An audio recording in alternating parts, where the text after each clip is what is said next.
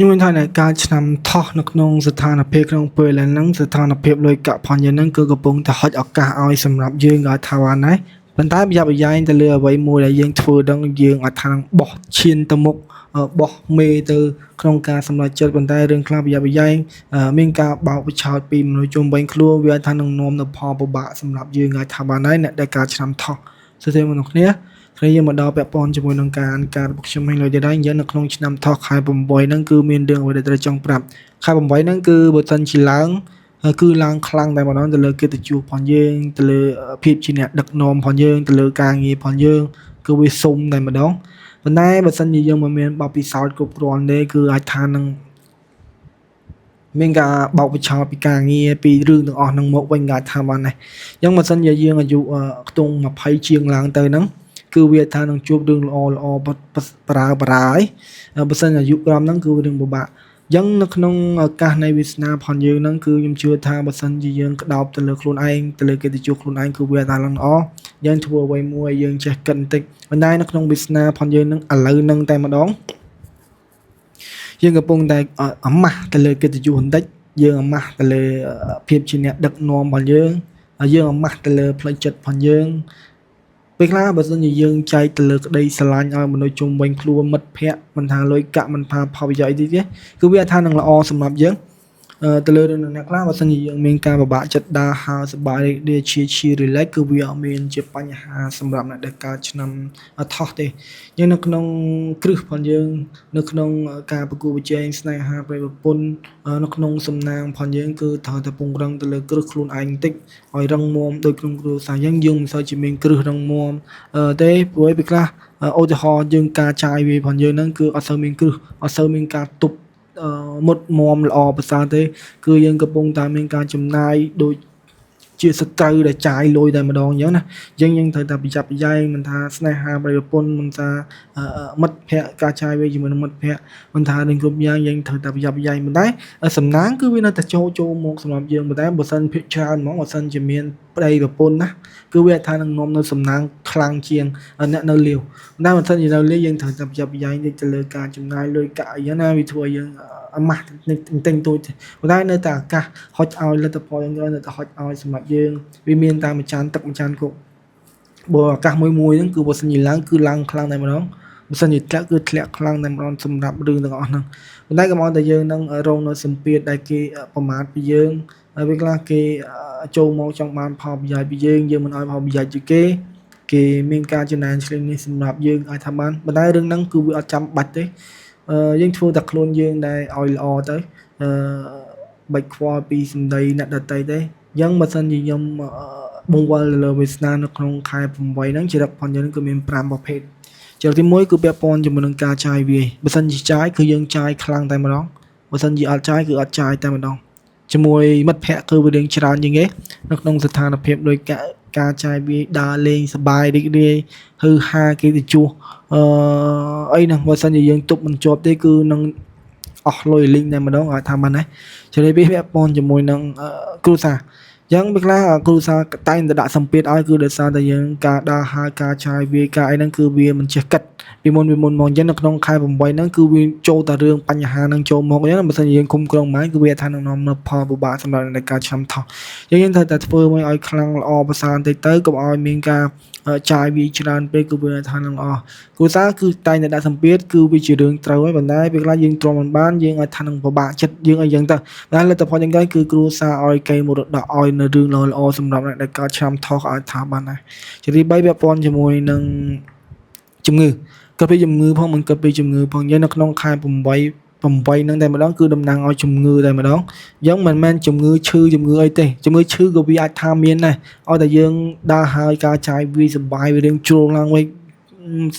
ជាបំផុតពីសុខភាពគឺវារឿងឈឺធ្ងន់ប៉ុន្តែបើសិនជាឈឺគឺឈឺធ្ងន់តែម្ដងបើសិនជាអត់ឈឺគឺមិនងាយនឹងឈឺខ្លាំងទេអាចថាបានមានតែសុបាយ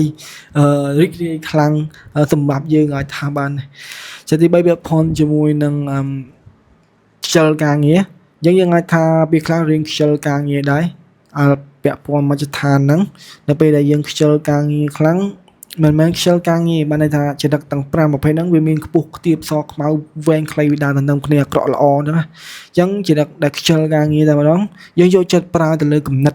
យើងមិនចូលចិត្តប្រើកម្លាំងពលកម្មអញ្ចឹងណាយើងអាចចូលចិត្តប្រើទៅលើគំនិតក៏វារៀងខ្លាំងប៉ុន្តែអាគំនិតផងយើងហ្នឹងគឺវារៀងមិនសូវជាអភិវឌ្ឍអនុវត្តសម្រាប់ខ្លួនឯងនៅពេលដែលយើងប្រើគំនិតច្រើនវិញវាថានឹងពេលខ្លះវានាំជាបញ្ហាសម្រាប់នៃការឆ្នាំ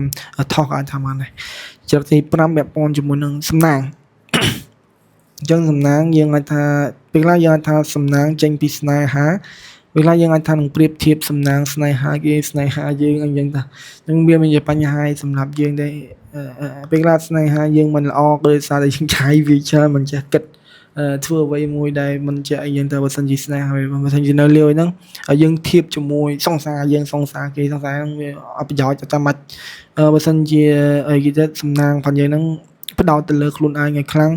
ពង្រឹងទៅលើការប្រកួតប្រជែងលុយកាក់ជាមួយនឹងមនុស្សជុំវិញខ្លួនជាមួយនឹងមិត្តភក្តិគឺវានឹងល្អប៉ុន្តែកុំឲ្យសំណាងទៅមនុស្សជុំវិញខ្លួនវារឿងច្រើនពេកពេលខ្លះយើងឲ្យទៅយើងចង់បានទៅលើផលប្រយោជន៍ពីគេថ្ងៃណាមួយវាពិតជាអញ្ចឹងមិនដែរបើយើងមើលទៅលើកលៈទេសៈយើងបច្ចុប្បន្នហ្នឹងគឺវាថាបើសិនជាយើងរិះថាបន្តិចតួចក៏វាមានជាបញ្ហាអីសម្រាប់នៃការឆ្នាំថោះដែរអញ្ចឹងនៅក្នុងសារជាបន្តទៀតមានសារអ្វីដែលត្រូវចង់ប្រាប់អូអញ្ចឹងភាពក្បត់ភាពចាក់ពីក្រោយខ្នងភាពដែលមិនឲ្យតម្លៃភាពដែលចំណែនឆ្លៀននេះហ្នឹងគឺវានឹងចេញទៅផុតអស់ហើយវាមានតែរឿងល្អសម្រាប់អ្នកដែលកើតឆ្នាំថោះក៏អាចថាបានដែរអញ្ចឹងរឿងភាពជាអ្នកដឹកនាំរបស់យើងគឺអាចថានឹងមានការស្មោះស្ម័គ្រពីមនុស្សជុំវិញខ្លួនមិនសូវជាមានការចំណែនឆ្លៀននេះទេអញ្ចឹងប៉ុន្តែជាយើងរៀងចិត្តមួយដែលរៀងកាត់ដាច់ពេកតែម្ដងទៅលើស្ថានភាពលុយកាក់ផងយើងបើសិនជាចាយគឺចាយពេញទំហឹងហើយអត់មានទុកទេការដើរលេងកាយហ្នឹងក៏ចាយមកទំហឹងតែម្ដងមកទំហឹងមនុស្សចាស់តែម្ដងពេលខ្លះបើសិនជាយើងមិនគុំក្រងមកល្អទេវាថានឹងនាំនៅវិនិច្ឆ័យលុយកាក់តែម្ដងអាចថាបានទៅលើមជ្ឈដ្ឋានជុំវិញខ្លួនហ្នឹងយើងត្រូវធ្វើមិនគិតឲ្យល្អក្នុងការចាយវាក្នុងការសម្រេចចិត្តនៅក្នុងទំនាក់ទំនងស្នេហាគឺវានឹងចាប់ផ្ដើមសាថ្មីពេលខ្លះអ្នកខ្លះបែកបាក់ស្នេហាគឺវាចាប់ផ្ដើមសាថ្មីអ្នកខ្លះអាចថានឹងពាក់ព័ន្ធជាមួយបញ្ហាលុយកាក់ការប្រកួតប្រជែងមិត្តភក្តិមនុស្សជុំវិញខ្លួនវានឹងចាប់ផ្ដើមសាថ្មីនៃសំណាងផងយើងប៉ុន្តែសំណាងដែលចាប់ផ្ដើមសាថ្មីនៅក្នុងពាក្យកណ្ដាលខែអីតំណាងឲ្យទូស័កផងយើងប៉ុន្តែលទ្ធផលយើងក៏យើងត្រូវតែប្រយ័ត្នប្រយែងបន្តិចការគិតផងយើងវារៀងគិតរៀងបែបប្រហើនបន្តិចនៅក្នុងការគិតផងយើងត្រូវតែគិតអ្វីមួយដែលល្អប្រសើរកំណត់ផងយើងហ្នឹងគឺលាក់លៀមទៅលើលុយកាក់បន្តិចយ៉ាងកំណត់ដែលលាក់លៀមហ្នឹងយើងអាចថានឹងលាក់លៀមបើសិនជាលាក់លៀមទៅលើមជ្ឈដ្ឋានជុំវិញខ្លួនគឺវាថានឹងល្អដើម្បីឲ្យយើងនឹងសល់លុយកាក់ដើម្បីឲ្យយើងនឹងសល់នៅរឿងល្អចំពោះខ្លួនឯងហើយពេលខ្លះការចាយវាមានការឆ្លោះទាស់ទែងគ្នាក៏វាមានអញ្ចឹងណាព្រោះពេលខ្លះលទ្ធផលយើងក្រោយគំនិតផងយើងនឹងគូរៀងប្រហើនបន្តិចការគិតអ្វីមួយមានការចំណាយមានការអីសបាយរីករាយអត់ចាំបាច់អត់មានគោលដៅដែលអត់ចាំបាច់អត់ប្រយោជន៍ហ្នឹងគឺវាថានឹងធ្វើឲ្យគំនិតផងយើងនឹងរៀងគិតប្រហើនទៅលើមជ្ឈដ្ឋានជុំវិញខ្លួនយើងត្រូវតែប្រយ័ត្នប្រយែងបន្តិចពេលប៉ុណ្ណឹងកិត្តិយសផងយើងនៅក្នុងការងារផងយើងនឹងគឺនឹងមានវិន័យច្បាស់លាស់តែម្ដងវិន័យស្នេហាប្រពន្ធគឺកាន់តែខ្លាំងទៀតអញ្ចឹងដោយពលិទាហានហ្នឹងគឺវាថាល្អសុភមង្គលនៅក្នុងការងារនៅក្នុងខែ8ហ្នឹងគឺវានឹងចូលមកសម្រាប់យើងគឺវានឹងហុចពោឲ្យពរជ័យសុភមង្គលការងារស្នេហាប្រពន្ធចំពោះខ្លួនឯងក៏វានឹងទទួលបានពរជ័យដែរប៉ុន្តែវាទាមទារធំជាងគេគឺត្រូវតែរ៉ាប់រងឲ្យខ្លាំងមានភាពច្បាស់លាស់ទំនួលខុសត្រូវអ្វីដែលគ្រប់យ៉ាងហ្នឹងគឺវានឹងកិច្ចផុតពីភាពការក្បត់ចំណែងឆ្លៀននៃពីអ្នកដទៃឲ្យតែយើងហ្នឹងនៅពេលដែលយើងប្រឹងងើបទៅមុខវាថានឹងល្អប្រសើរប៉ុន្តែពេលខ្លះយើងខ្ជិលការងារពេលខ្លះរឿងវិផុតកម្មពីអស់លីងហើយប៉ុន្តែយើងខ្ជិលអភិវឌ្ឍខ្ជិលអនុវត្តទៅលើមជ្ឈដ្ឋានខ្លួនឯងគឺវាថាពិបាកដែរទៅលើរឿងហ្នឹងអញ្ចឹងយើងអាចថាស្មងស្មាតទៅលើខ្លួនឯងបន្តិចឲ្យល្អអញ្ចឹងណាក្នុងសំណាងផងយើងដើម្បីទទួលបាននៅរឿងល្អត្រូវតែរៀនចែករំលែកនៅបទពិសោធន៍ចែកនៅបុណ្យកសលធ្វើបុណ្យដាក់ទានចែកនៅរឿងល្អ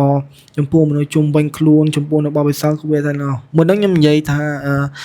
កុំឲ្យចែករំលែកទៅដល់អ្នកដទៃរឿងដែលអត់ចាំបាច់អាហ្នឹងរឿងផឹកស៊ីរឿងដែលអបយាយគឺយោងគុំអីបើសិនជារឿងធ្វើបុណ្យដាក់ទានបើសិនជារឿងដែលទទួលបាននៅបុណ្យកសលទទួលបាននៅរឿងល្អចំពោះខ្លួនឯងហើយចំពោះអ្នកដទៃយើងធ្វើទៅបើថាធ្វើបំផ្លាញសុខភាពអ្នកដទៃ ផឹកស៊ីស្រីញីអូនបង គឺវាកុំអីគេអាចថានឹងអស់ប៉ុន្តែលទ្ធផលយ៉ាងណាគឺនៅតែតំណែងតំណងលុយកាក់ផងយ៉ាងហ្នឹងគឺអាចថានឹងល្អយើងអាចថាមានការពិភាក្សាការងារជាមួយនឹងមនុស្សជុំវិញខ្លួនអីធម្មតាទេចិត្តផងយើងហ្នឹងគឺធ្វើការសម្រេចចិត្តមួយដែលនឹងថឹងតែម្ដងយើងស្ថានភាពលុយកាក់ផងយើងហ្នឹងបើសិនជាចាយគឺយើងចាយខ្លាំងតែម្ដងយើងអាចថាចេះគិតហើយទៅលើនៅក្នុង